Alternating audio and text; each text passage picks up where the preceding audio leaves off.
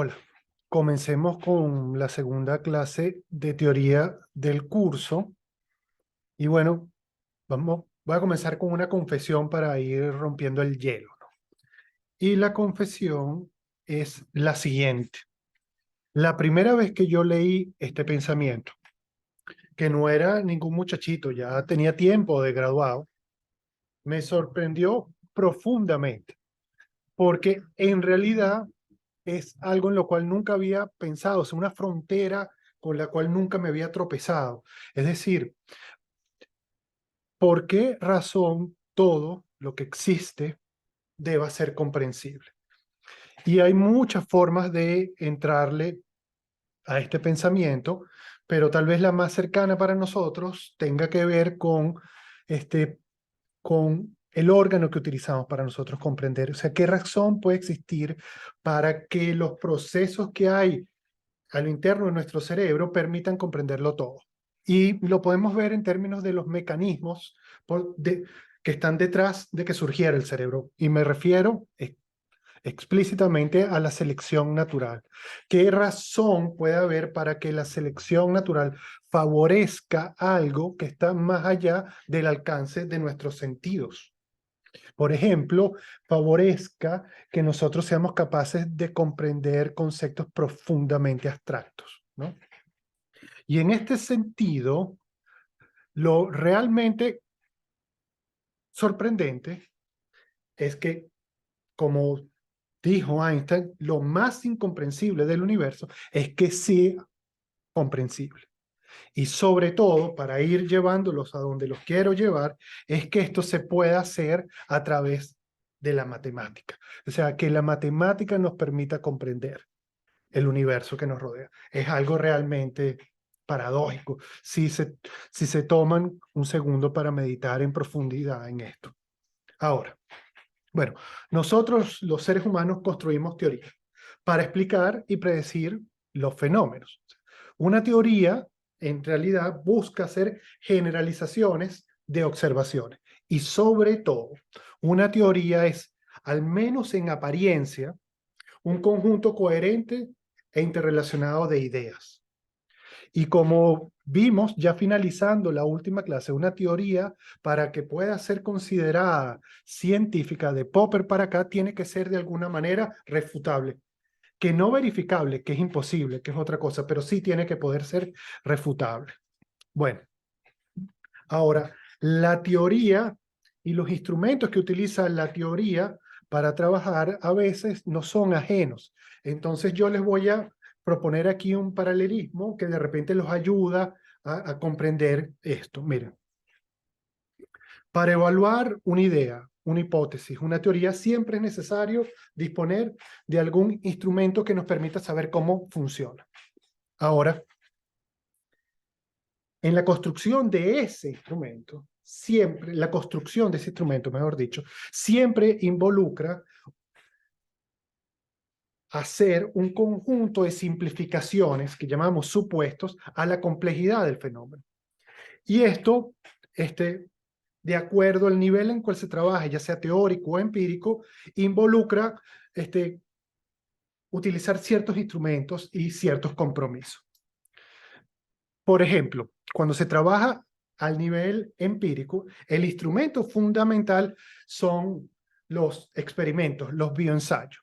Un aspecto fundamental de un experimento central es su diseño, el diseño del experimento. Y realmente, si uno lo piensa bien, no es más que la materialización de esa simplificación del fenómeno.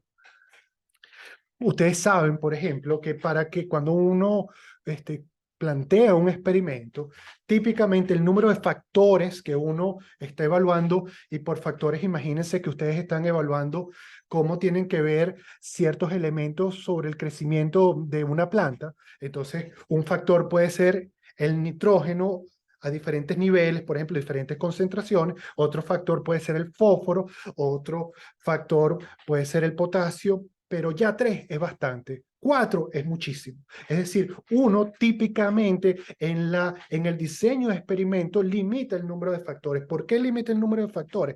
Porque si no, surgen interacciones de orden superior que hacen realmente complicado entender los resultados de estos experimentos.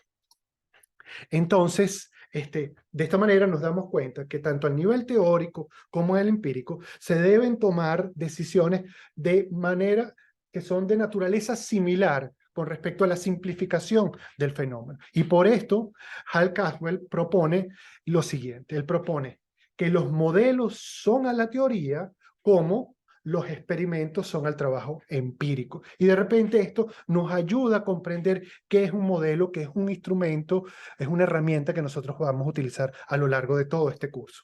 Entonces, fíjense, miren esta imagen que es tomada de este artículo. Noten de una vez que siempre, todas las láminas, siempre abajo tienen la referencia de donde surge la información, de manera que ustedes puedan buscar la fuente primaria. Entonces, fíjense. Entonces, con respecto al funcionamiento del método científico, de lo cual estábamos hablando en la clase pasada, fíjense, ya sea que uno trabaje de forma empírica o de forma teórica, funciona de una forma muy esquemática de la siguiente manera. Uno hace observaciones sobre la naturaleza con todo lo que esto significa, con todas las proyecciones que uno hace sobre la naturaleza, de la cual estuvimos hablando la clase pasada, y luego sobre esto uno construye unas hipótesis. Ahora, para explorar esta hipótesis, dependiendo en qué nivel esté, empírico o teórico, en el empírico se diseña un experimento y se obtienen los datos. En el teórico, típicamente se hacen un conjunto de suposiciones y se construye un modelo. Finalmente, se analizan los datos, se analiza el modelo y se evalúa la hipótesis contrastándola contra la evidencia que hemos obtenido. Entonces, de esta manera vemos que son en realidad procesos muy similares. Entonces, pero hay una importante diferencia y hay algo que es fundamental que apreciemos. Fíjense, la observación repetida nos puede conducir a expectativas futuras, como por ejemplo, cuando estábamos hablando de Hume, cuando hablábamos del empirismo inglés. ¿Se recuerdan? Eso de, bueno, la experiencia es el origen primero de todo conocimiento. Entonces, bueno, nosotros veíamos una pelota, la empujábamos y veía que se movía. Y veíamos muchas veces eso nos podía llevar a la expectativa de, bueno, si veo que van a empujar una pelota, bueno, puedo suponer que lo siguiente que va a pasar es que se va a desplazar. Pero solamente la teoría nos permite comprender lo que subyace en esto. Por ejemplo, la teoría, la mecánica newtoniana es la que nos permite comprender qué ocurre en ese caso particular. Entonces, bueno, ahora sí llegamos a donde quería, ¿verdad? Entonces, la primera pregunta que les quiero hacer es, ¿qué es esto que estamos viendo aquí? Lo primero que ustedes seguramente pensaron es una célula, pero ¿es realmente una célula? ¿O no es más que una representación simplificada de una célula? De hecho, es un modelo de una célula.